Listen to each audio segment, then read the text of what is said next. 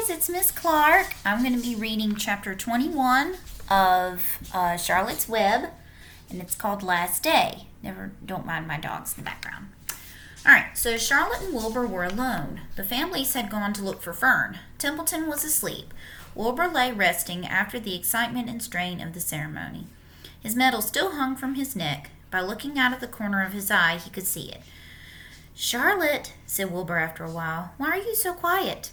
"I like to sit still," she said. "I've always been rather quiet." "Yes, but you seem especially so today. Do you feel all right?" "A little tired, perhaps, but I feel peaceful. Your success in the ring this morning was, to a small degree, my success. Your future is assured. You will live, secure and safe, Wilbur. Nothing can harm you now. These autumn days will shorten and grow cold.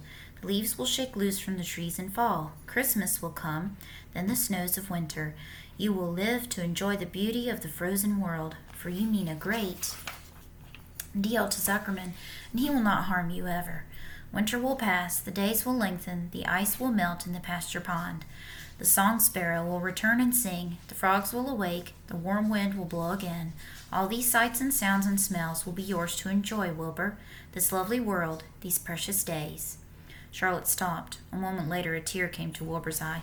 "Oh, Charlotte," he said, "to think that when I first met you I thought you were cruel and bloodthirsty."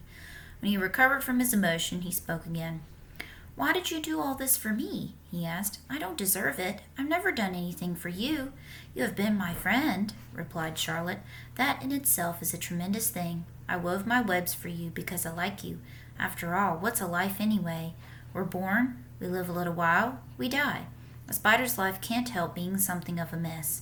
With all this trapping and eating flies, by helping you, perhaps I was trying to lift up my life a trifle. Heaven knows anyone's life can stand a little of that." "Well," said Wilbur, "I'm not good at making speeches. I haven't got your gift for words.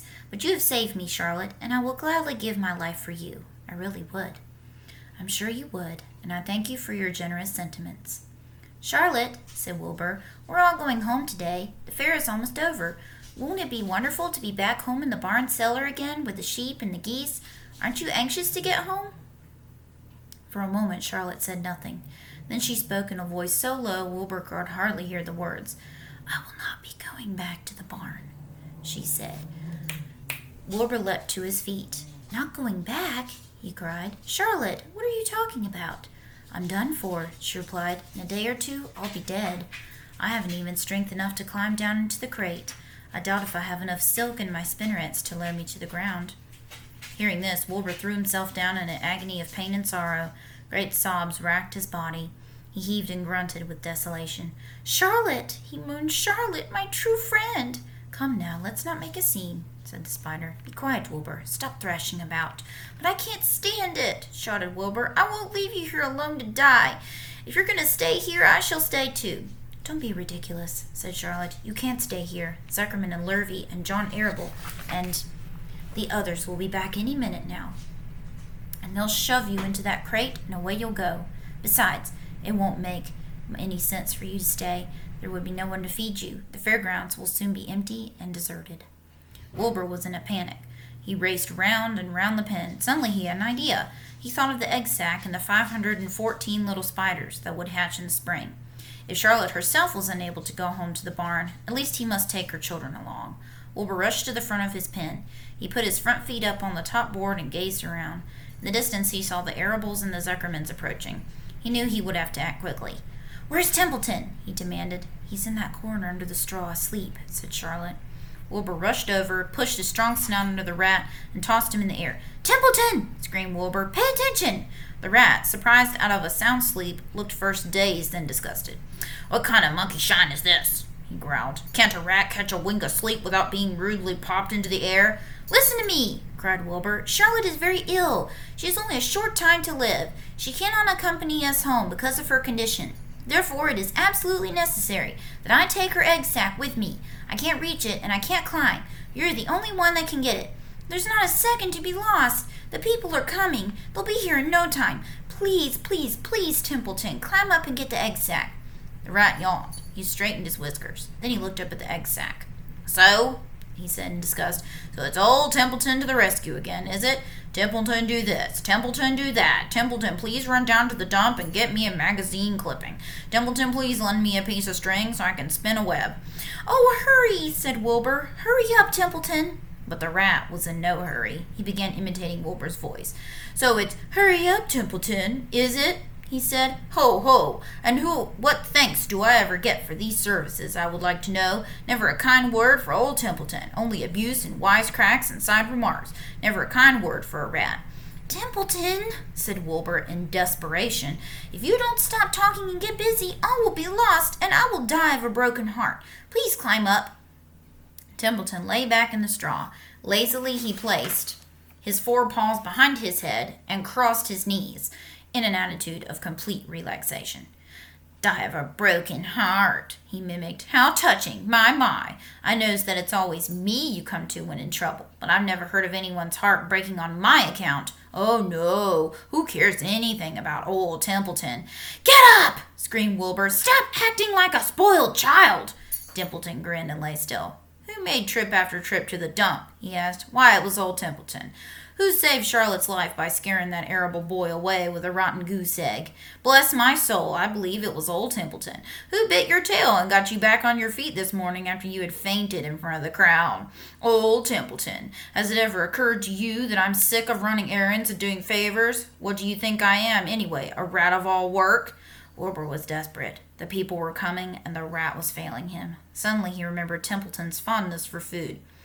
Templeton, he said, I will make you a solemn promise. Get Charlotte's egg sack for me, and from now on I will let you eat first, when Lurvy slops me. I will let you have your choice of everything in the trough, and I won't touch a thing until you're through. The rat sat up. You mean that? He said. I promise. I cross my heart. All right, it's a deal, said the rat. He walked to the wall and started to climb. His stomach was still swollen from last night's gorge. Groaning and complaining, he pulled himself slowly to the ceiling. He crept along till he reached the egg sack. Charlotte moved aside for him. She was dying, but she still had strength enough to move a little. Then Templeton bared his long, ugly teeth and began snipping the threads that fastened the sack to the ceiling. Wilbur watched from below. And there's the picture. I'm climbing up there to get the egg sack.